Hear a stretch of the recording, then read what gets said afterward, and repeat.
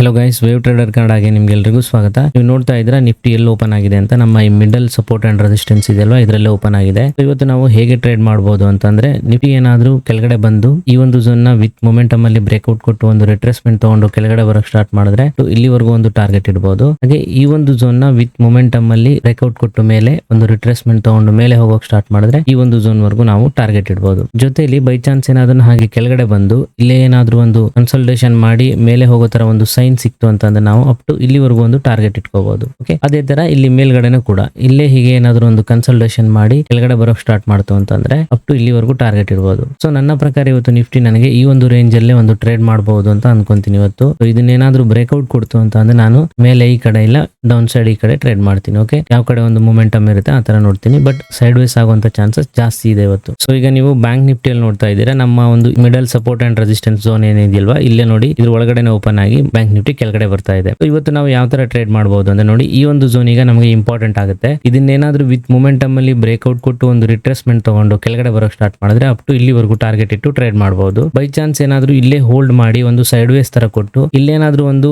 Up ಹೋಗುವಂತ chances ಏನಾದ್ರೂ ಒಂದು ಮೊಮೆಂಟಮ್ ಕ್ಯಾಂಡಲ್ ಕೊಡ್ತು ಅಂತಂದ್ರೆ ನಾವು ಇಲ್ಲಿವರೆಗೂ ಟಾರ್ಗೆಟ್ ಇಟ್ಟು ಟ್ರೇಡ್ ಮಾಡಬಹುದು. ಸೊ ಹಾಗೆ ಇದನ್ನೇನಾದ್ರೂ ಬ್ರೇಕ್ಔಟ್ ಕೊಡ್ತು ಅಂದ್ರೆ ಒಂದು ರಿಟ್ರೇಸ್ಮೆಂಟ್ ಗೆ ವೇಟ್ ಮಾಡಿ ಅಪ್ ಟು ಇಲ್ಲಿವರೆಗೂ ಟಾರ್ಗೆಟ್ ಇಡಬಹುದು. ಸೊ ಇದು ನಮ್ಮ ಬ್ಯಾಂಕ್ ನಿಫ್ಟಿಯಲ್ಲಿ ಆಗಿರುತ್ತೆ. ಸೊ ಆಲ್ಮೋಸ್ಟ್ ನನಗೊಂದು ಪ್ರಕಾರ ಬ್ಯಾಂಕ್ ನಿಫ್ಟಿಯಲ್ಲಿ ಈ ಒಂದು ಝೋನ್ ಅಲ್ಲಿ ಇವತ್ತು ಟ್ರೇಡ್ ಮಾಡುವಂತ ಚಾನ್ಸಸ್ ಇದೆ. ಓಕೆ, ಯಾಕೆಂದ್ರೆ ಇವತ್ತು ಬ್ಯಾಂಕ್ ನಿಫ್ಟಿ ಎಕ್ಸ್ಪೈರಿ ಆಗಿರೋದ್ರಿಂದ. ಹಾಗೆ ಡೈಲಿ ಹೇಳೋ ಹಾಗೇನೆ ನಾನು ಮತ್ತೆ ಹೇಳ್ತಾ ಇದ್ದೀನಿ, ಮಾರ್ಕೆಟ್ ತುಂಬಾ ವಾಲಟೈಲ್ ಆಗಿದೆ. ಸೊ ಕ್ವಾಂಟಿಟಿನ ಲಿಮಿಟೆಡ್ ಅಲ್ಲಿ ಇಟ್ಕೊಳ್ಳಿ, ಜೊತೆಲಿ ಸ್ಟಾಪ್ ಲಾಸ್ ನ ಟೈಟ್ ಆಗಿ ಇಟ್ಕೊಳ್ಳಿ. ಹುಷಾರಾಗಿ ಟ್ರೇಡ್ ಮಾಡಿ. Okay, thank you very much guys.